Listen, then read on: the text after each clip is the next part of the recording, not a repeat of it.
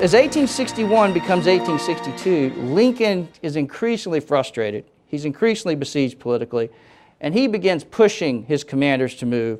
And he actually begins at this point to slowly start taking matters into his own hands. And there's a famous letter that he wrote in January of 1862 to General Buell. And this shows Lincoln learning.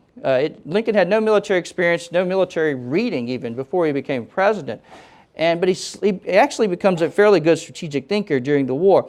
And his letters, because of the Lincoln letter, it's worth quoting. He says, "I state my general idea of the war to be this, that we have the greater numbers and the enemy has the greater facility of concentrating forces upon points of collision, that we must fail unless we can find some way of making our advantage an overmatch for his, and that this can only be done by menacing him with superior force at different points at the same time so that we can safely attack one or both if he makes no change, and if he weakens one, to strengthen the other, forbear to attack the strengthened one, but seize and hold the weakened one, gaining so much." Or in other words, the Union has more strength than the Confederacy. So the Union should just push at every point, which is basically what McClellan has been arguing.